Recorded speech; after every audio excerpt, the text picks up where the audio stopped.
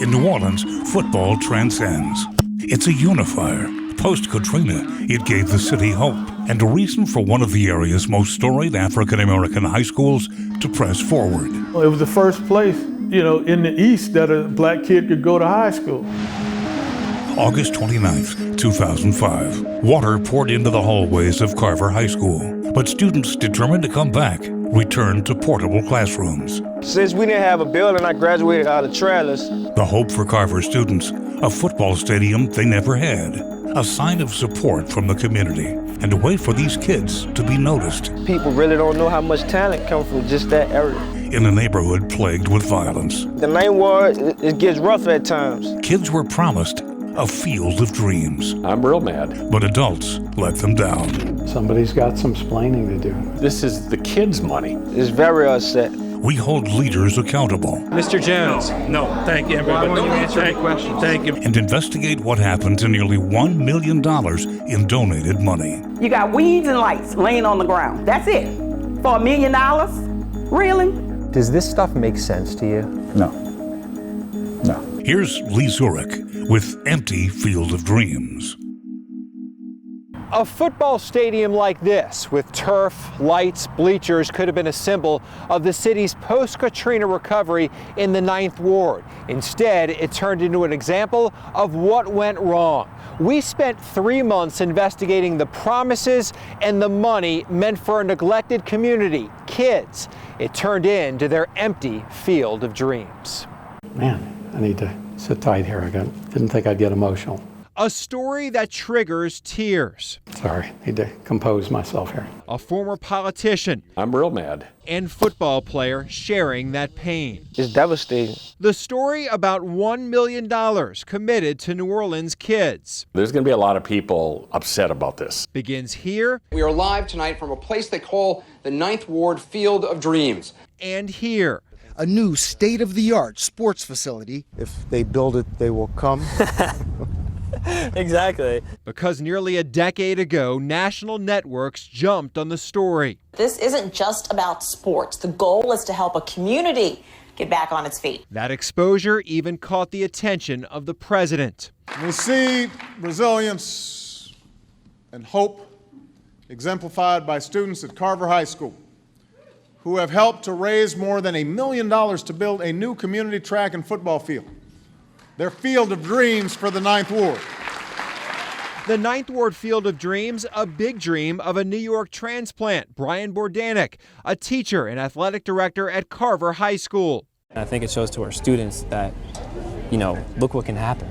Look what can happen when we put our mind to something. The dream to build a football field on the school's Katrina-ravaged campus. It could be a symbol of rebirth. It could be a rallying point for the community. Mark Ripple and his architecture firm designed the stadium for free. He estimates as much as 1,000 hours of pro bono work. We spent 5 years on the project. Bordanek worked the phones, the streets, and the media. He had nearly $1 million in the bank, with another $400,000 pledged. But 10 years later, the Field of Dreams is just Some weeds.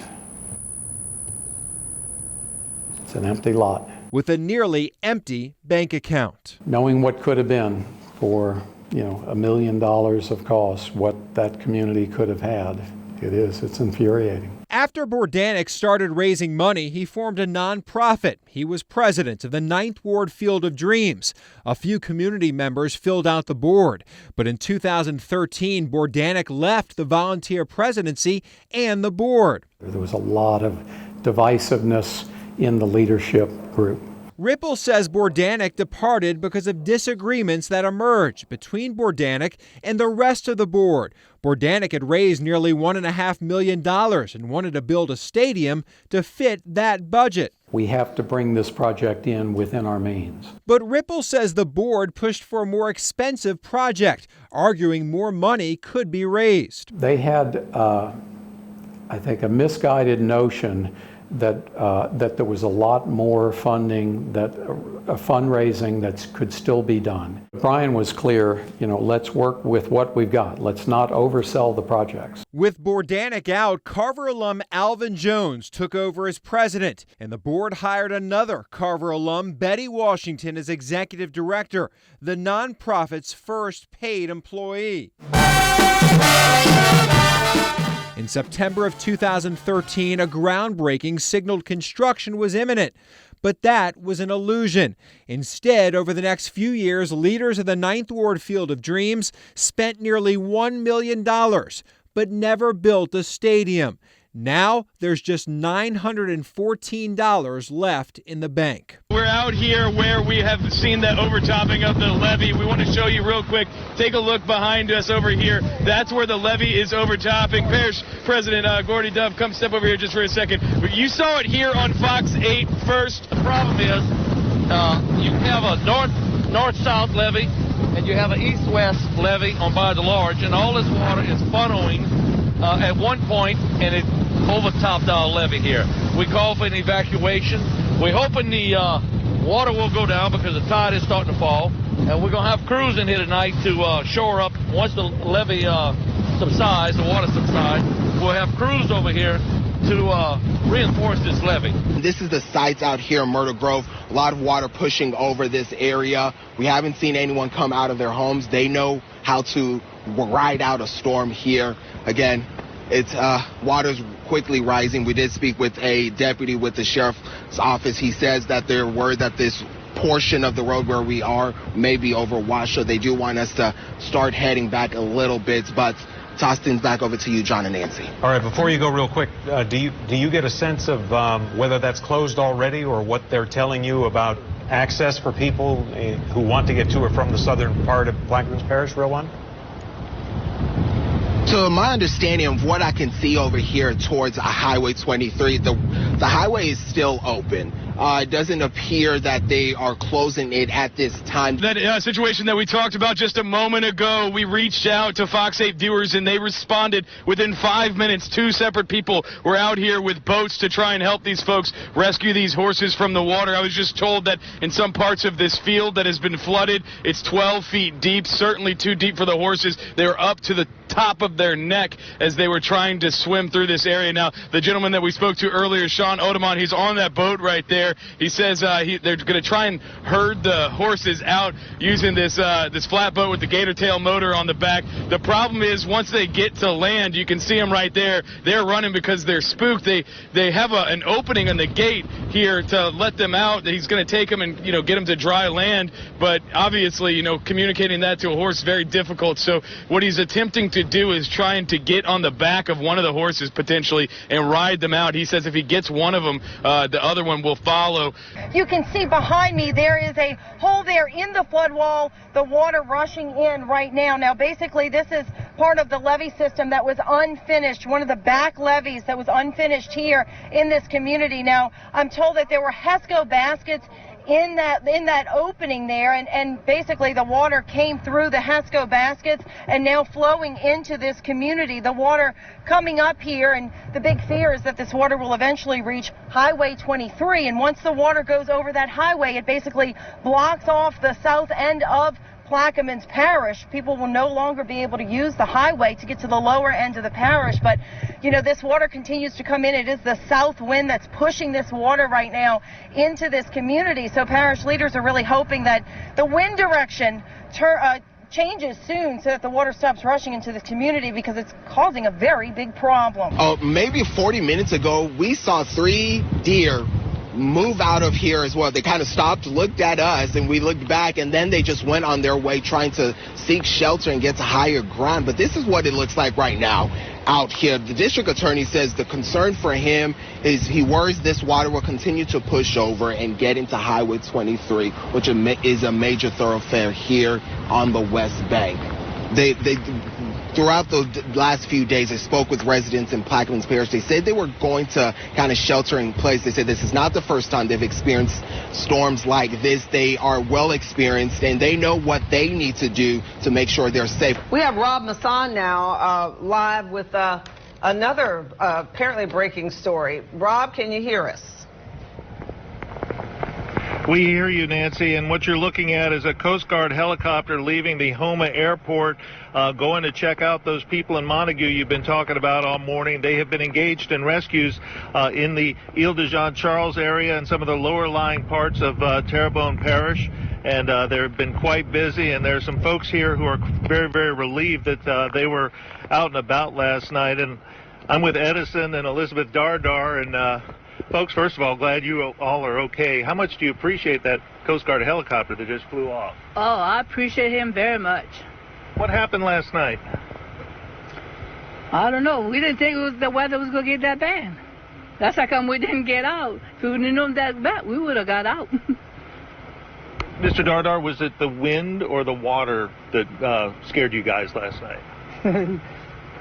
Or both? Not the boat, I guess, both, I guess, because the water came so fast, though, that we never did see that before. A first-of-its-kind investigation with 4 media partners. Do you know how to find that information? No, sir.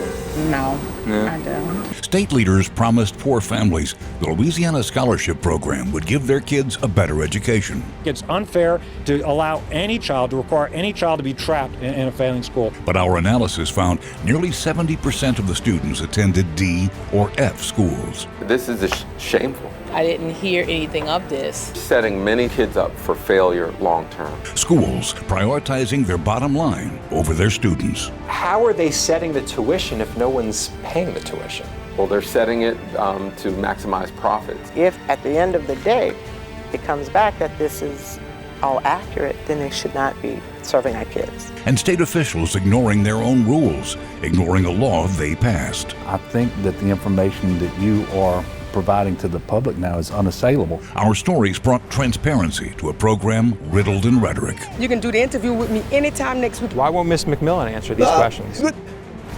We're going around again in a circle. Our findings sometimes left education leaders searching for answers. Shouldn't Bessie be making sure that the schools who are participating in the program are good schools?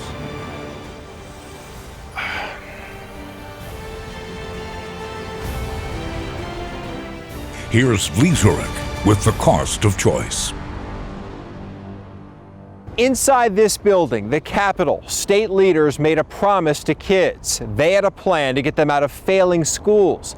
But the numbers show that plan is failing. The Louisiana Scholarship Program allows poor families with kids in lower performing public schools to move those students to private schools, with taxpayers paying the tuition. For months, our team analyzed records of the scholarship or voucher program, records that paint a picture of little oversight and poor performance. To me, every child in Louisiana, every child in America deserves a great education. When politicians' words go unchecked, this is making sure that every little boy, every little girl out here has the chance to go to a great school. Political rhetoric, and the program is incredibly successful, can turn the factually incorrect, it's a program with better academic results, into reality. Children have the opportunity to get a better education. The Louisiana Scholarship Program pays private school tuition for nearly 7,000 lower-income students. Thousands of children have the chance to get a great education. And when former Louisiana Governor Bobby Jindal kept praising the program's performance, we've seen academic improvements over time. The numbers show that's just not true.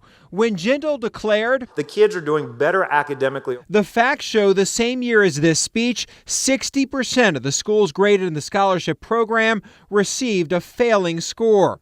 We're setting up generations for failure. And the trend continues. Last school year, 92% of the schools graded received a D or F. No school graded an A or B. State records show 84% of the students enrolled at Our Lady of Prompt Succor in Jefferson Parish are on a voucher. Most students at this private school are funded with public money. The voucher program is helping the schools maintain an enrollment that they probably would not have without that subsidy. In fact, 67% of the children in the program attend schools where the majority of students receive vouchers. The state has essentially created a privately run, publicly subsidized school system. This 5-alarm fire has just developed from an inferno to a monster. Check out this scene behind us here as thick, dark, black clouds of smoke billow in from the top of the home there. We've got firefighters that are working to try and douse flames that are now shooting up from the top of the home with as much water as possible. The time now is 10:24, and we interrupt your programming to bring you the latest on a breaking news story we have been covering all morning: a 5-alarm fire on St. Charles Avenue in the Garden District. It is one of those historic homes where the Rex Carnival crew stops on its traditional route. Let's go straight now to Josh Robertson for the latest on this fire. Thank you, Liz. Yeah, right now we're here on 3rd Street, right here near the corner of St. Charles, which is where many people may recognize this Montgomery Grace home. But right now, the fire has been burning for at least well over an hour, since before 8 a.m. actually. Firefighters have first responded to this. Now, right now, you can see, if you can see it because of the smoke, there is an open area right now. A wall, a big portion of this house has already collapsed. The current homeowner is Bill Grace. He's got family ties that go back over 100 years. We spoke to him briefly. He did not want to go on camera, obviously distraught, but he seemed relieved. He expressed relief that all of his family is okay. No word yet on whether or not they will rebuild. Power remains out within about a 3-block area of this fire scene right now, creating some inconvenience for neighbors, but most people are relieved, obviously, that the fire did not spread to other adjoining buildings. Right now I have Chris Montgomery. This is his family home. Chris, your mother was inside in the basement when the fire started. What can you tell us? She's on the 1st floor, but the fire did start in the basement. That's correct. And my sister and brother-in-law were on the 2nd and 3rd floor. When you take a look at what's happening here, I mean, just what emotions are running through you right now? Again, as I've said all morning, it's just, it's heart-wrenching. Words really can't describe what is being lost right now. I mean, there's so much history, whether it be just family, history, carnival history, all the good times that we've had in that. Earlier, part of the home did collapse. They have been dealing all morning with these huge flames.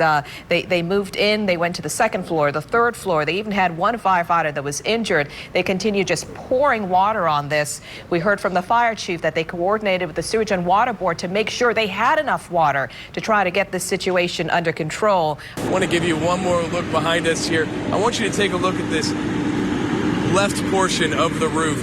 It was maybe about 12:20 or so. We heard just a giant collapse, and that entire portion of that roof just fell down in onto the balcony there. Pieces of the oak tree that are wrapped around this historic home fell down onto it. And then even still to this point, the only portion of the roof that's remaining still burning here.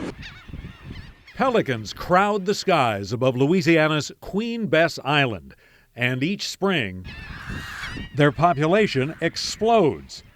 The Louisiana brown pelican rates as one of conservation's great success stories. Virtually wiped out half a century ago, today biologists say the state bird numbers close to 50,000. But Queen Bess is steadily sinking and eroding. During breeding season, a few thousand pelicans cling to 5 acres of real estate, surrounded by a rock barrier installed in the 90s. Queen Bess was in the bullseye of the Deepwater Horizon oil spill. Now, fines from the 2010 Gulf spill pay for the island's revival. A $10 million project now underway creates instant land, raising the height of the island. Todd Baker is a wildlife and fisheries biologist. It's really special. You don't get opportunities to do what we're doing here. Limestone will cover about a third of the island for other species looking for beachfront property. He's reaching over, he's getting a big bucket full of sand. Project manager Katie Freer-Leonards explains they dredge the sand from the Mississippi River near Belchase, then barge it to the site. The excavator at this end is moving the sand out of the way, basically creating channels so that the slurried sand material goes in the direction that they want it to go. This entire effort is about 36 acres. By coastal restoration standards, that's not a big project, but they do have a short window of time. You can't bring heavy equipment into a nursery. So construction had to wait until most of the pelicans had left the island this year. On the day we visited, one lone bird hung out close to its nest near the dredge pipe. Contractors must wrap up their work before the birds start nesting again in the spring. I just arrived here on scene. We have no official word yet on what happened or any injuries. I know people are going to be asking, is someone hurt? Is someone hurt? Unfortunately, right now, I can't tell you that clearly. I can tell you just from talking to some people as I walked through here who said they witnessed the fall happen. I can tell you they did see construction workers, possibly people near and around the building that were either under the wreckage or in the building when it happened. This is a very hectic situation happening right now. We're right at the corner of Canal and Elk, and I'm just going to go ahead and step out of the way and you'll see exactly what is going on.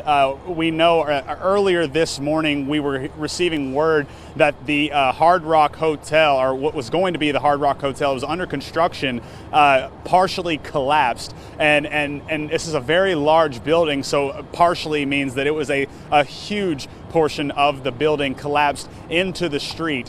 When I first arrived on scene, I caught up with somebody immediately who says he was right across the street when he said at first things just began falling off of the building. First responders, officials stressing to avoid that area at this time. We actually have an evacuation map right now. You're actually looking at some of the video right now from the scene just moments after this happened. This was from folks who were on a streetcar. They had to get to the back of the streetcar and then pour out. You can see that white smoke there that's just clouding up Rampart in that area, just right next to the Sanger. It's important to note that there were some major shows happening at the Sanger today with the Wicked performance. Those have been canceled for the rest of the day, and obviously they want folks to avoid that area. I believe we do have this map before we come back to you in just a moment, Josh. There is an evacuation map that Nola Reddy has tweeted out. You can see that red box there. That is the evacuation map. It says NOLA Fire Department is evacuating buildings in the red zone bounded by the uptown side of Bienville,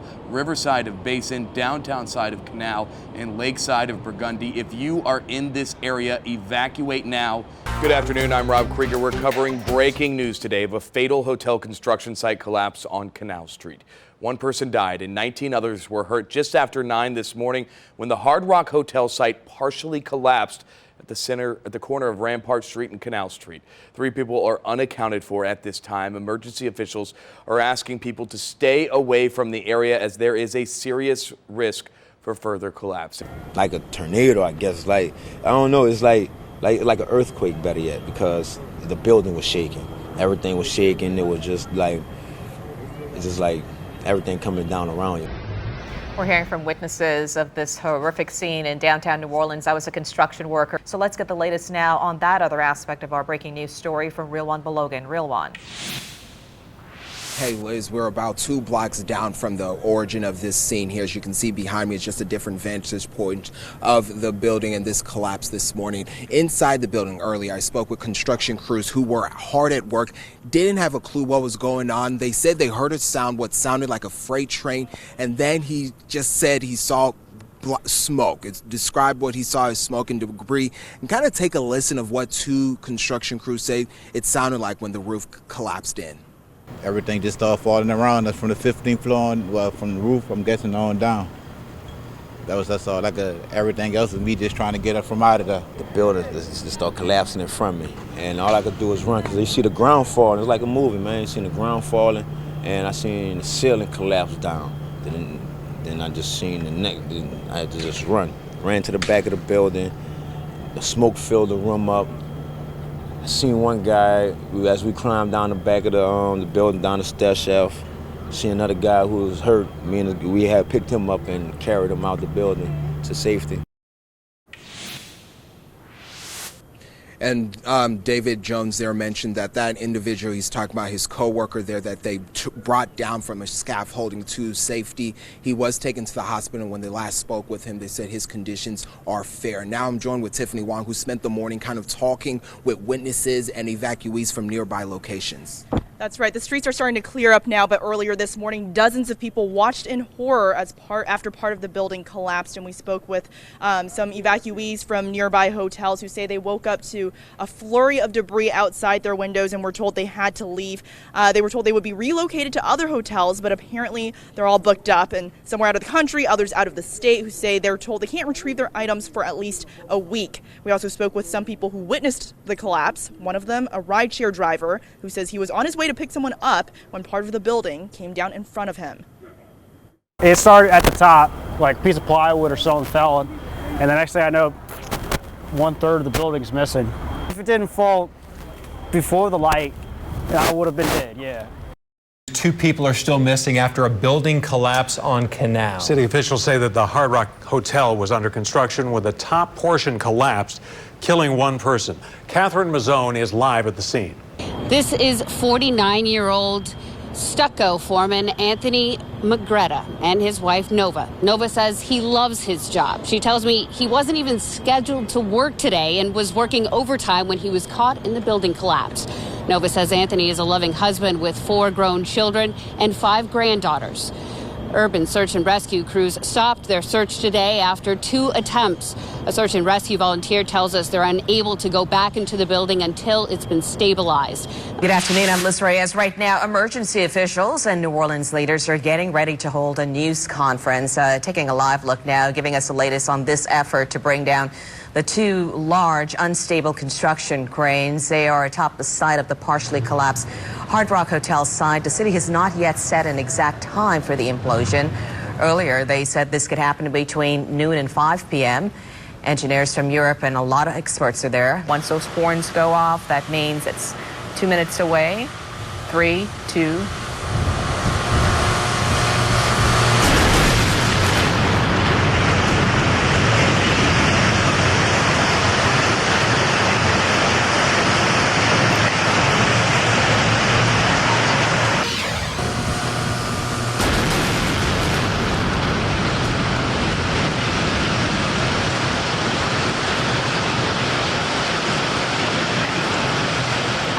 Several hours of delays today. The implosion of the 2 damaged cranes at the Hard Rock construction site came down in a matter of seconds.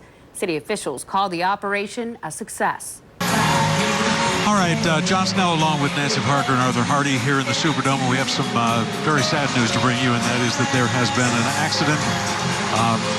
A vehicle plowing into some pedestrians in the Bayou St. John area, and we are told 2 fatalities. Yeah, it happened at Bayou St. John and Esplanade. We were told that 2 people are dead.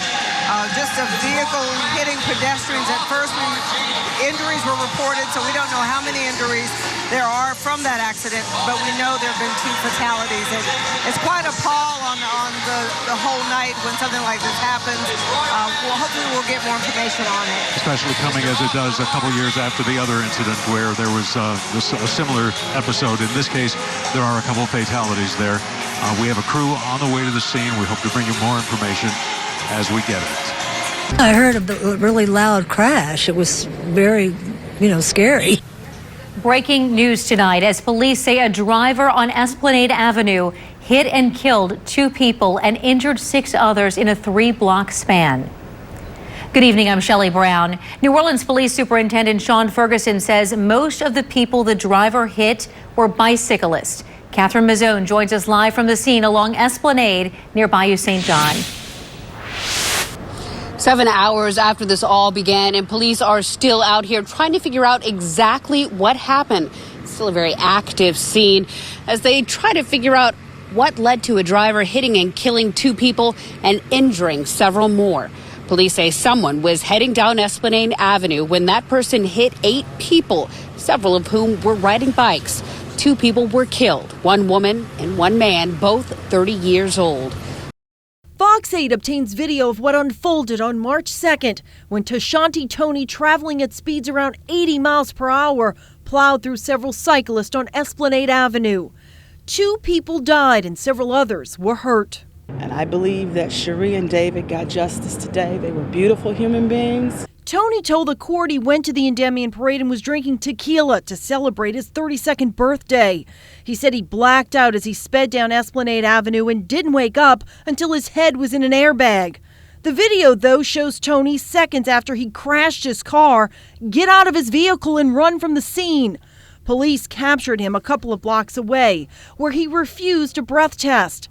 Tony, though, later admitted in court that his blood alcohol level was at least .20 that night. Judge Lori White said the video shocked her, despite her experience on the bench, and she told the court Tony was plowing through human beings like they weren't there.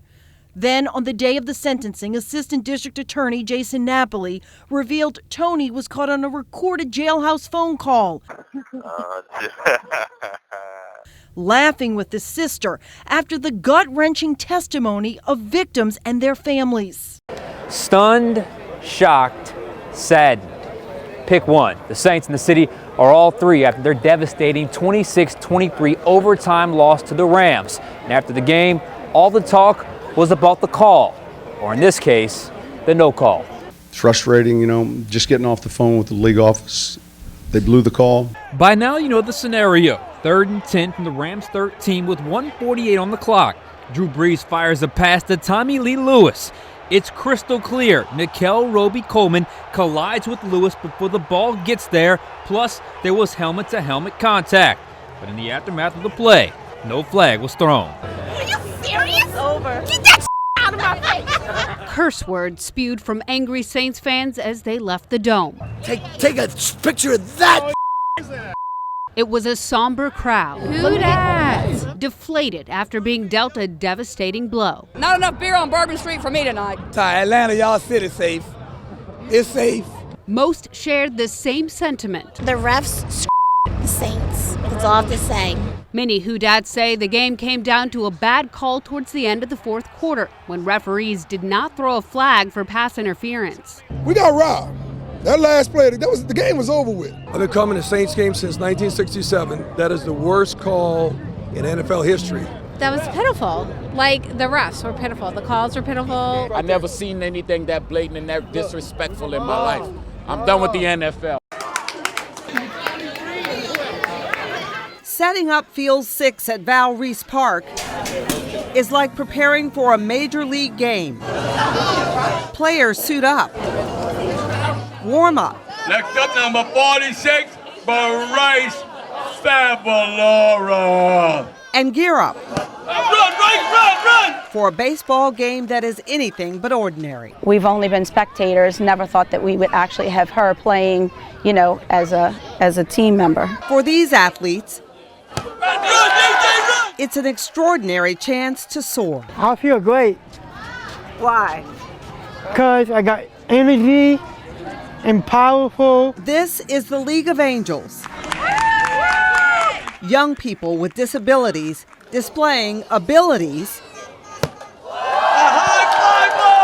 they've never imagined. I never thought this was going to happen. It was just an idea, and then it became a reality, and it's just amazing. It is like a circus. It is like a dangerous circus. Oh, y'all man. For the kids to dethrone staff. I like that Glock. That's always their ultimate goal. You really spit in your face. You really all your staff over here beat up back here.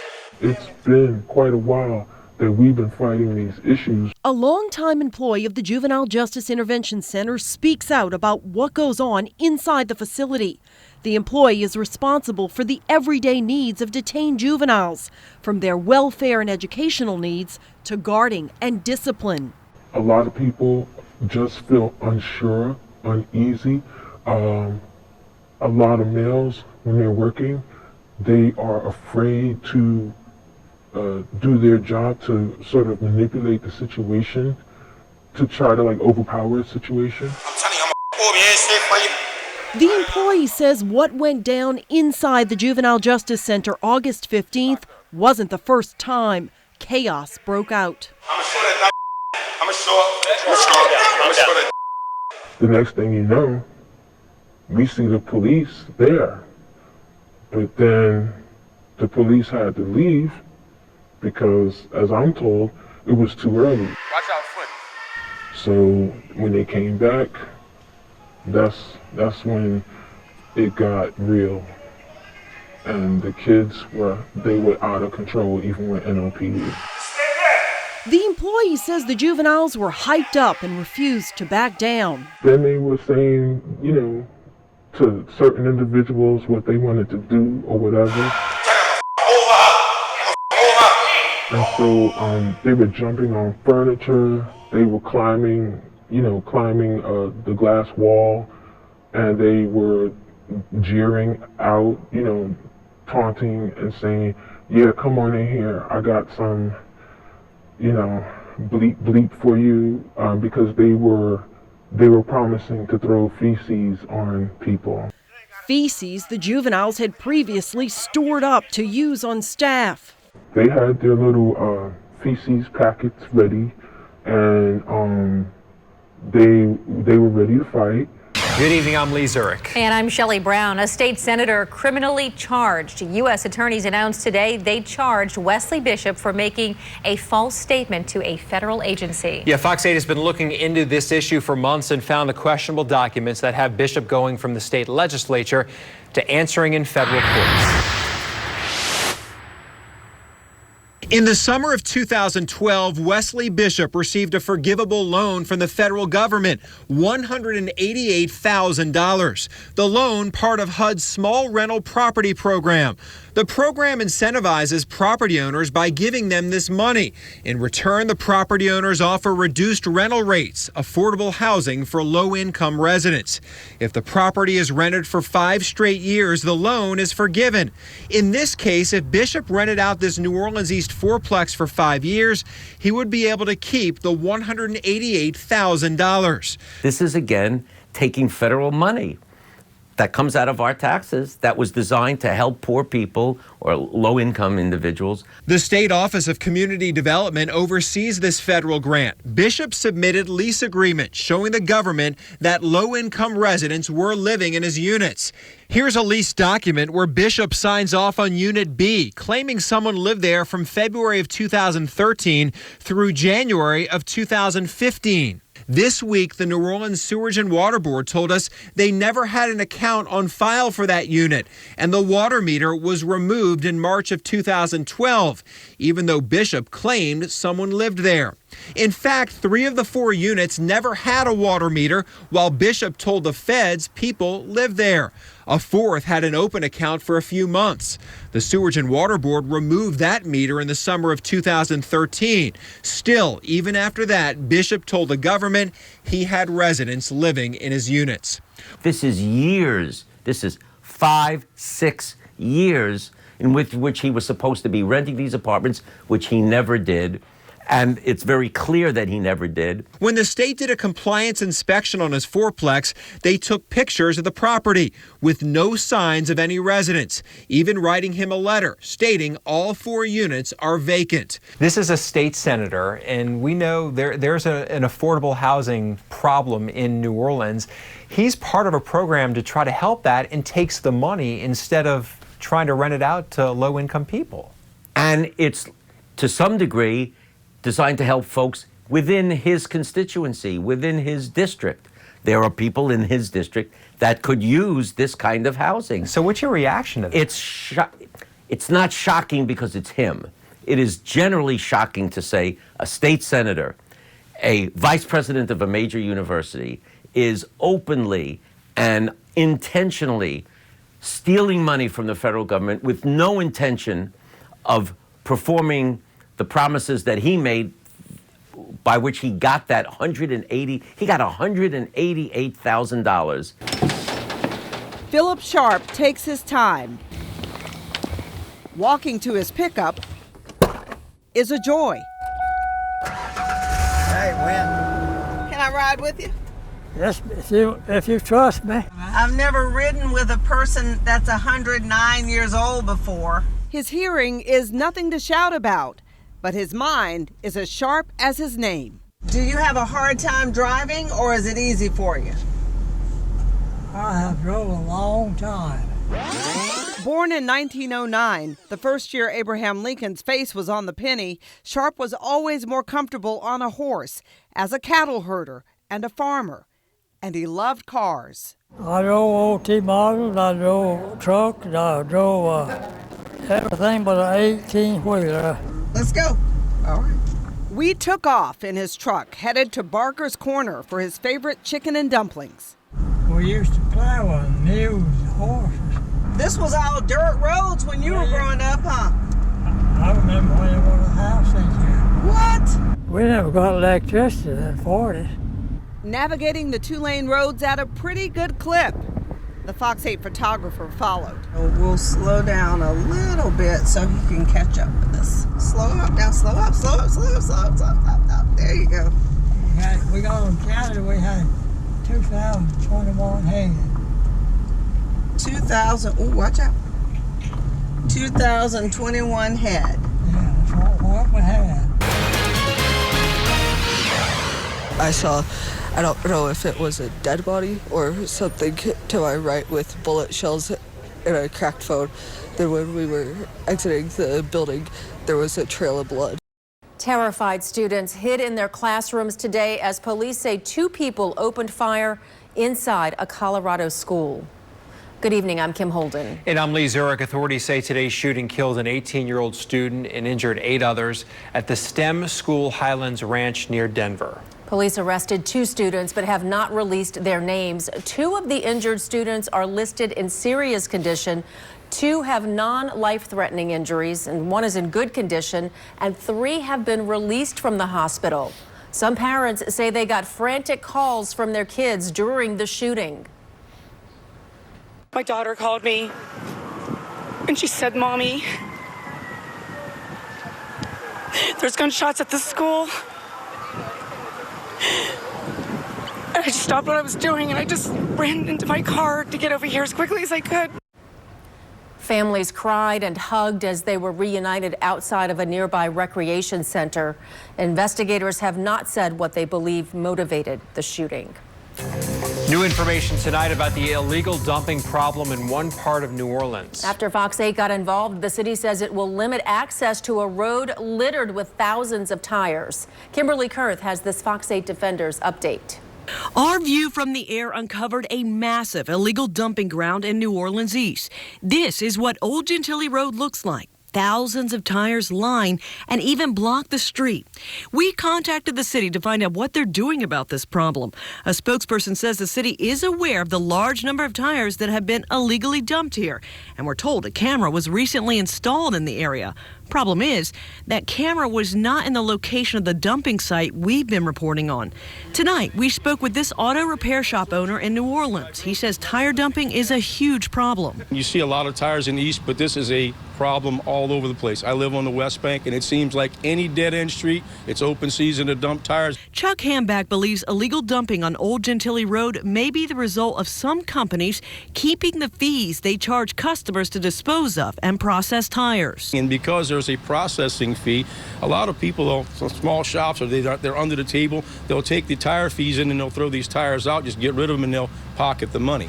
Myself, being an above-board shop, I have paperwork that I have to fill out every month to tell the DEQ how many tires I've sold, and they can come and spot check me anytime. And this isn't just an eyesore, it's also causing problems for businesses.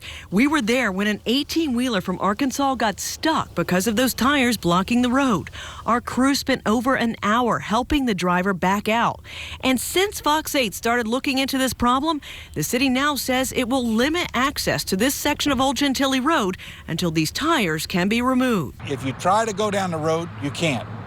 It's almost better that you can't go down the road, because now if they go to dump the tires, now they got to back out because they can't even turn around.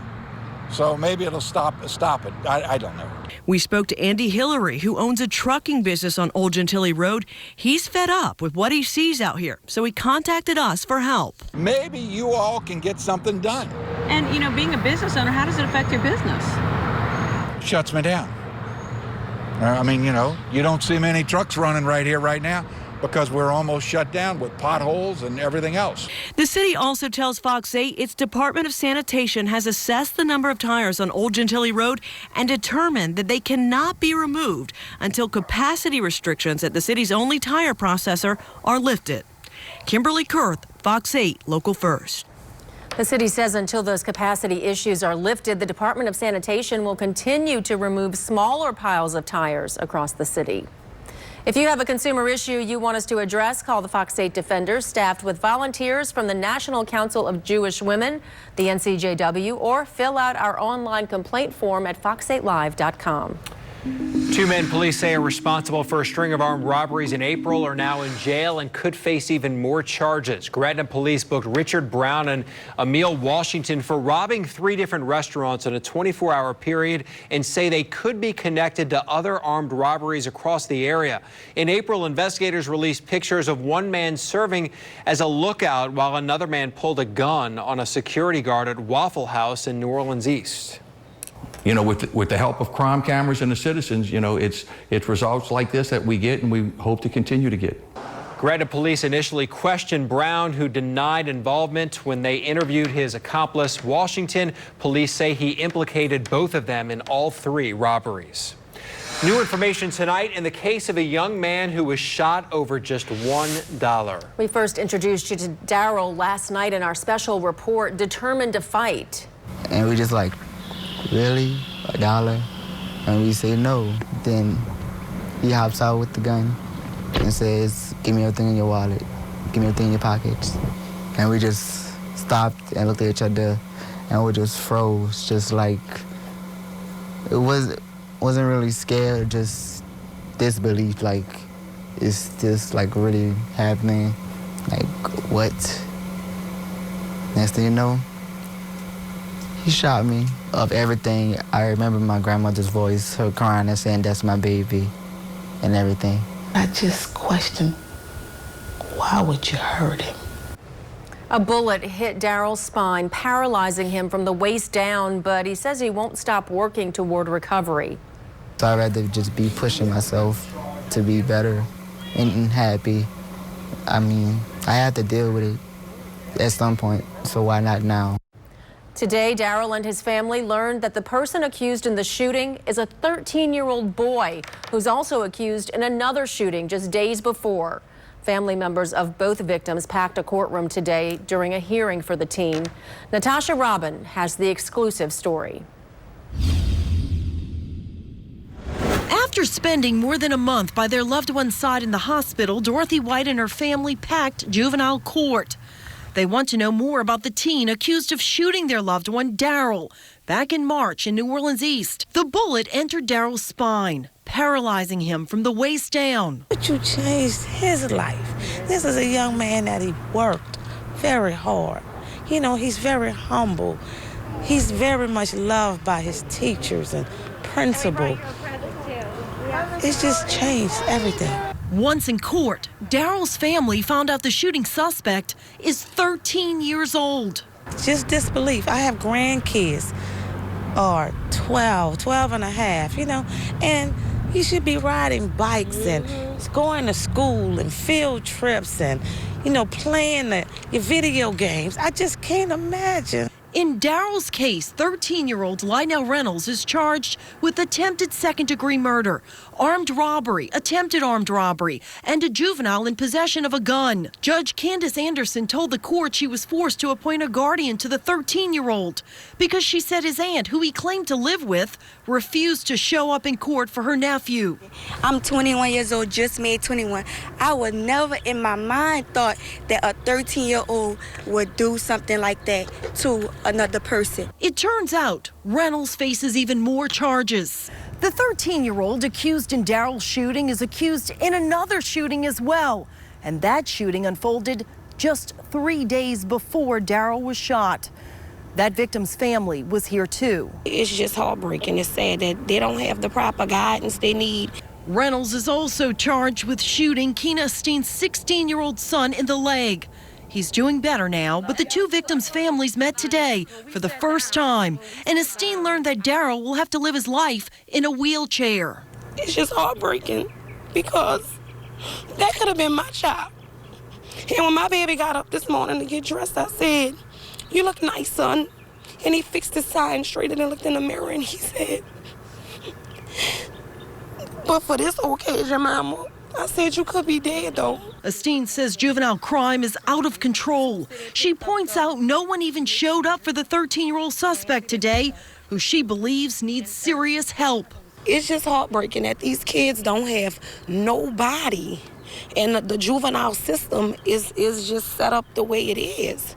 You know, if he come out right now, he's guaranteed to take a life because it's a pat on the hand. He needs to be incarcerated because if you let him out, he's coming back again. It showed it where he did a crime of a gun, and 3 days later he came back and he shot my grandson.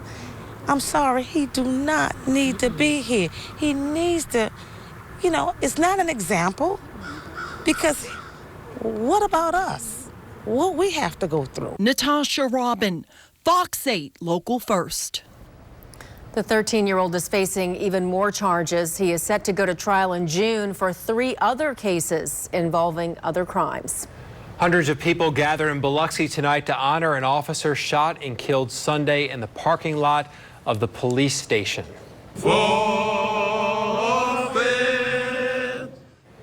Patrolman Robert McKithen's widow and several other family members attended the ceremony. McKithen was a 24-year veteran who planned to retire at the end of the year. Darian Atkinson was arrested in connection with the killing yesterday and is expected to go before a judge tomorrow morning.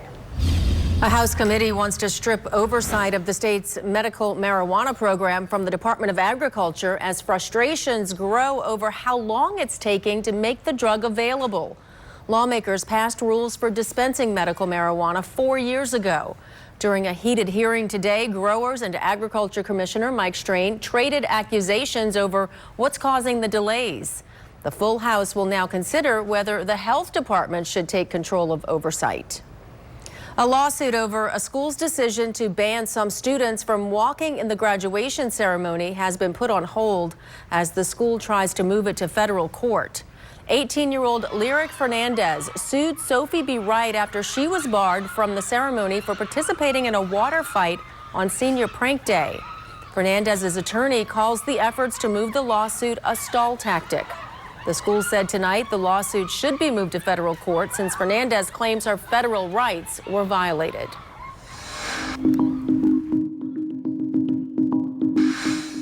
Tonight, criticism of Louisiana's scholarship voucher system from the nation's top education official who herself is a voucher supporter. I would just say that the Louisiana program was not very well conceived. In fact, has encouraged some schools that probably would not have been parents' first choices if they'd been given a full range of choices. Her words come as we've been looking into the system that allows poor families with kids in lower performing schools to move those students to private schools with taxpayers covering the tuition. For months, our team has analyzed records of the state scholarship system that paint a picture of little oversight and poor performance. Here's the cost of choice, reported by Fox 8 News. Kim Chatelaine of NOLA.com, the Times-Picayune, and Jess Clark of WWNO Radio. This investigation is also done in partnership with Reveal from the Center for Investigative Reporting. To me, every child in Louisiana, every child in America deserves a great education. When politicians' words go unchecked, this is making sure that every little boy, every little girl out here has a chance to go to a great school. Political rhetoric, and the program is incredibly successful, can turn the factually incorrect, it's a program with better academic results, into reality. Children have the opportunity to get a better education. The Louisiana Scholarship Program pays private school tuition for nearly 7,000 lower-income students. Thousands of children have the chance to get a great education. And when former Louisiana Governor Bobby Jindal kept praising the program's performance, we've seen academic improvements over time. The numbers show that's just not true. When Jindal declared, the kids are doing better academically, the facts show the same year as this speech, 60% of the schools graded in the scholarship program received a failing score. We're setting up generations for failure. And the trend continues. Last school year, 92% of the schools graded received a D or F. No school graded an A or B. Bobby Jindal did not set up the Louisiana Scholarship Program for success. It set it up for low-performing schools to get subsidized and to stay open. On the west bank of Jefferson Parish in West Wego, Our Lady of Prompt Succor has a failing score. This month, Destiny Hinton's son will finish 2nd grade. This is his last year. Why? Because the school itself I don't like it. Her son started here in kindergarten. Why did you make the decision to move him to like this private school with a voucher program? Because they were telling me it was a good school. And it would help him. Different people around. She says the different environment didn't help him progress as a student. He's not on a 2nd grade level. And I'm like, well, I can do so much. When he comes to school, I mean, that's what you're there for, to teach him.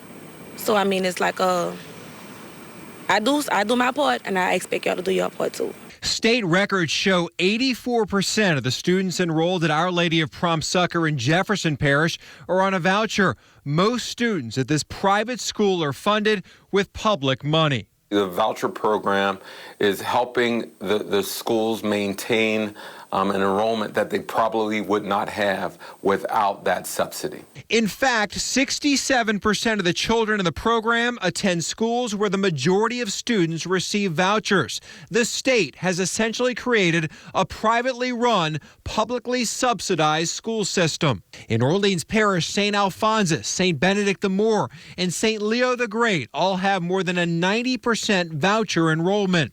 Without the subsidy, many of these schools would likely shut down. Oh, the schools would shut down without question. For some schools, the voucher program brings millions in public money. St. Mary's Academy in New Orleans receives $2.5 million a year. Resurrection of Our Lord in New Orleans East, $2.1 million. Our Lady of Prompt Succor, nearly $1.7 million.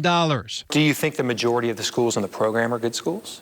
I think the majority of the schools in the program are effective for the families. But are they good schools? I can't determine that. Former State Senator Ann Duplessis sponsored the bill to create the voucher program. Now she heads the pro-voucher Louisiana Federation for Children. So you're fine with a private school having 100% or 90% of its students?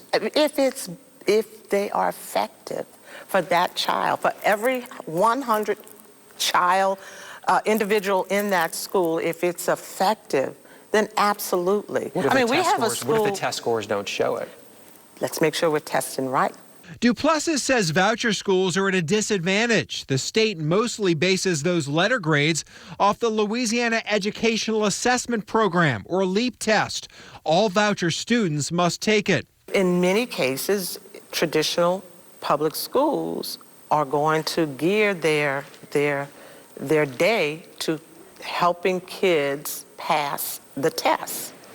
The voucher schools have curriculum, and it is not, their day isn't filled with, is this going to help them? But we found several examples of voucher schools providing tutoring for students in advance of the LEAP test. So you don't buy the argument that the public schools have this big advantage with the LEAP test? I don't believe so, no. Orleans Parish school leaders say the LEAP tests have changed so much and are more rigorous and complicated, no curriculum can test prep students. The testing is one of many tools to evaluate whether or not your teaching methods are successful.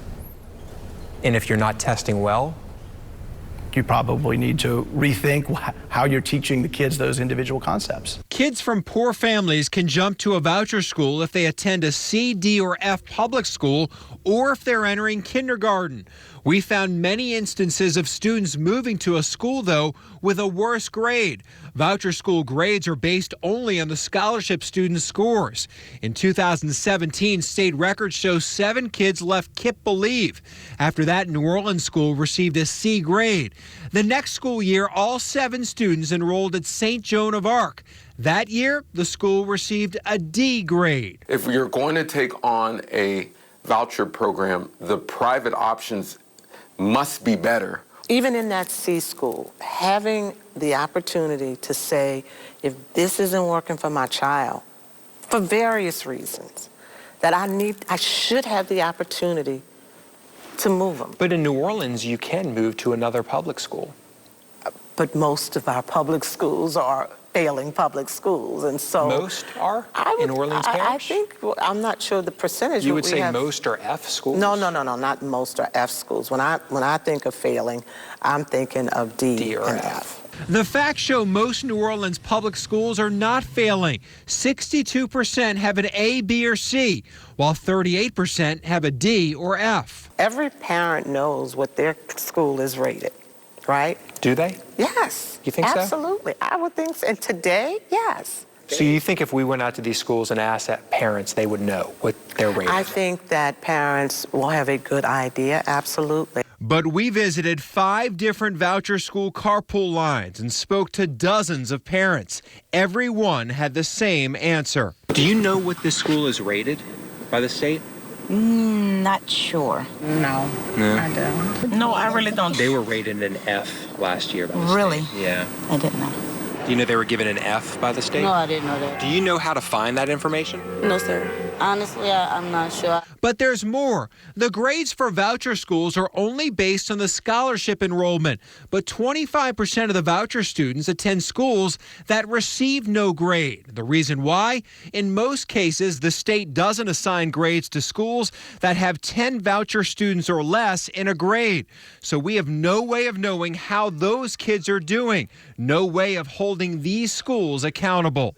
We're setting many school kids up for failure long term. Andre Perry lived in New Orleans for 13 years. He now works at the Brookings Institution, a Washington, D.C. think tank. He focuses on race and education. The voucher schools have not proven over a significant period of time, and it's not just Louisiana, it's across the country, that they can substantively move black and brown children into a higher academic category. Voucher proponents cite a yearly survey. They say around 20% of the families in the Louisiana program responded. And of those, 90% gave the program a high mark. The families are happy. The families think that it's benefiting their children. I don't know how else you can define success. And some parents praised more than just the school's academics. She was in a school before and she had behavioral problems. She came here and that got solved. But as we check the facts, Lower costs for the taxpayers. the political rhetoric continued to be off the mark. We're saving tens of millions of dollars. Because our facts show the voucher program actually costs state taxpayers more. We're saving tens of millions of dollars for taxpayers. Not a savings, but a price tag of nearly $10 million more every year. Another example of the true cost of choice. State Education Superintendent John White and former Louisiana Governor Bobby Jindal declined our requests for an interview. 5 studies over the past 4 years concluded overall students' academic performance didn't improve in voucher schools. In fact, it found being in a voucher program hurt math scores. Now, coming up tomorrow night on Cost of Choice, we focus on a private school where every child enrolled is on a voucher. Every child at the private school is paid for by taxpayers. You can do the interview with me anytime next week. Well, they're setting it to maximize profits. If at the end of the day it comes back that this is all accurate, then they should not be serving our kids. I didn't hear anything of this. Even the state has flagged this school. The questions raised by state investigators so significant, dozens of tests were voided. An important turn in our investigation as we continue to look into the cost of choice tomorrow night on Fox 8 News at 10. And to read more about our investigation, go to NOLA.com right now for a new story. You can also read it in tomorrow's Times-Picayune. And you can hear a radio story on WWNO 89.9 FM at 7:33 in the morning and 4:50 tomorrow afternoon. Well, it was a busy night on the Diamond as the LSU Tigers look to get back in the win column against Louisiana Tech. We'll have highlights from Baton Rouge and Tulane coming up later in sports. They're flooding in Texas tonight. What's our chance of big rains the rest of the week? We'll look at it right after this. Breaking news from Kenner, where police are investigating a homicide. According to police, a man was found dead inside an apartment tonight in the 3100 block of Phoenix Avenue. They say he had been shot in the head. We'll bring you more information on this breaking story as we get it. Now, your Weather Authority forecast from David Bernard. Big flooding in the Houston area tonight, and the big story the next 7 days is going to be all the rain over eastern Texas and then drifting our direction in Arkansas, Louisiana, and Mississippi. We're going to be right on the edge of some significant rains over the next week. The big stuff is just to our west, but this area could shift in our direction. The highest chances for rain still look to be on Friday, Saturday, and Sunday, but we do have some storm chances beginning tomorrow and also into Thursday, and then maybe a drier trend as we go into early next week. So stormy at times is how I'm still billing it for the Mother's Day weekend, Friday, Saturday, and Sunday, with temperatures remaining in the 80s and lows in the 70s. Keep in mind that we could have some heavy rain at times, and it'll become a little bit more clear in the coming days just how stormy it's going to end up being. That's a look at the weather. We'll be back right after this. Fox 8 Sports is sponsored by Nissan. Innovation that excites. A busy night for college baseball featured two teams, LSU and Tulane, that are coming off of series losses over the weekend. Tigers lost to Ole Miss at home and tried to bounce back against La Tech tonight, already down 4-0 in the third. Saul Garza on third, but Antoine Duplantis can't get him home. Grounds out to end the attack. The 4-0 Bulldog lead, they would add to it, fighting to get into the NCAA tournament. Parker Bates puts them up 6-0.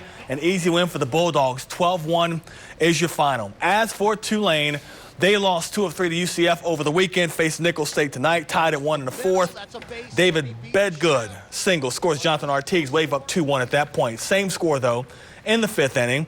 Colonels get back in it. Dane Simon leaves the park. It's 2-2, and the Colonels weren't done. In the 7th inning, tied at 3, Adam Tarver, the base knock. Ethan Valdez scores. Colonels go up 4-3. They get the win 5-3. On the lakefront, UNO win 5-4. South Alabama wins up in Hammond 14-4 over Southeastern. And that's sports. All righty. Nice. That is the news. Thanks for watching. Have a great night. We'll see you tomorrow. Next newscast, Mr. Bernard. 4:30 in the morning. In the morning, yes. Thank you.